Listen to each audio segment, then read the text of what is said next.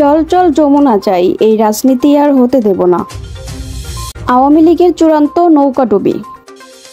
মালয়েশিয়ায় ফের খুলছে বাংলাদেশের শ্রম বাজার। গাজায় 20 ফিলিস্তিনি নিহত, আহত শতাধিক। বার্সার শিরোপা উৎসব পেছালো রিয়াল। আসসালামু আলাইকুম, বার্ড নিউজ 24-এ আপনাদের সবাইকে আমন্ত্রণ। সঙ্গে আছি আমি নাইমা আক্তার কেয়া। এতক্ষণ দেখছিলেন শিরোনাম, এখন দেখবেন বিস্তারিত। তথ্য ও সম্প্রচার উপদেষ্টা মাহফুজ আলম বলেছেন, আজকে থেকে চল চল যমুনা চাই, এই রাজনীতি আর হতে দেব না। যথেষ্ট হয়েছে, এসব মুভমেন্ট আর হতে দেব না। শিক্ষার্থীদের ভেতর যারা আজ এই কর্মকাণ্ড করেছেন তারা অনেক বড় ভুল করেছেন। যারা স্যাবোটাজের অভিপ্রায় এখানে এসেছেন, শিক্ষার্থীদের উচিত তাদের বর্জন করা, তাদের চিহ্নিত করতে হবে, শাস্তির আওতায় আনতে হবে। বুধবার রাতে রাষ্ট্রীয় অতিথি ভবন যমুনায় জগন্নাথ বিশ্ববিদ্যালয় প্রশাসনের সঙ্গে বৈঠক শেষে কাকরাইল মসজিদ মোড়ে সাংবাদিকদের ব্রিফিংকালে তিনি এসব কথা বলেন। চল চল যাই যমুনায় যাই, এই রাজনীতি, এই মুভমেন্ট আমরা আর হতে দিব না।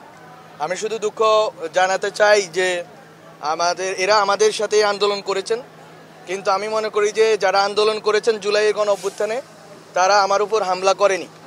হামলা করেছে যারা এই আন্দোলনের নামে স্যাবোটেজ করতে চেয়েছেন। প্রথম থেকে কথা ছিল গতকালকে রাত্রে আজকে আমার সাথে তাদের মিটিং হবে, সেই মিটিং তারা করেননি। গত 5ই আগস্ট ছাত্র জনতার অভ্যুত্থানে পতন হয় আওয়ামী লীগ সরকারের। সেদিনই দেশ ছেড়ে ভারতে পালিয়ে যান শেখ হাসিনা। শীর্ষ নেতারাও প্রায় সবাই ভারত সহ বিভিন্ন দেশে পালিয়ে গেছেন। অনেকেই গ্রেপ্তার হয়ে কারাগারে আছেন। এর মধ্যে দিয়ে দলটির সাংগঠনিক ভিত্তি পুরোপুরি ভেঙে পড়ে। সারা দেশের নেতাকর্মীরাও দিকভ্রান্ত।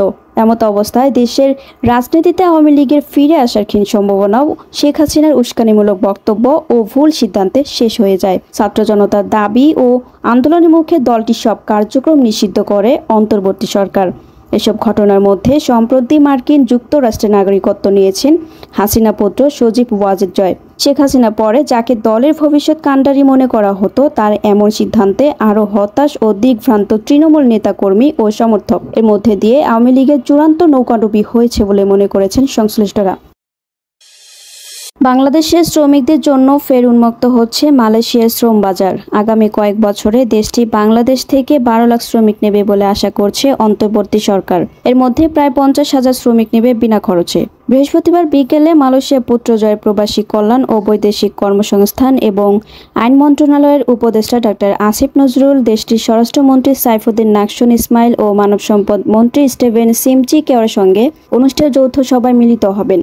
সেখানে এই সংক্রান্ত একটি চুক্তি হওয়ার কথা রয়েছে। গাজা ভূখণ্ডে ইসরায়েলি বর্বর হামলায় একদিনে 20 ফিলিস্তিনি নিহত হয়েছেন। এ সময় আহত হয়েছেন আরও শতাধিক। গতকাল বুধবার এক প্রতিবেদনে এ তথ্য জানিয়েছে বার্তা সংস্থা আনাদোলু। প্রতিবেদনে বলা হয়, গাজায় গত 24 ঘন্টায় ইসরায়েলি হামলায় 20 ফিলিস্তিনি নিহত হয়েছেন এবং একই সময়ে আরও 125 জন আহত হয়েছেন।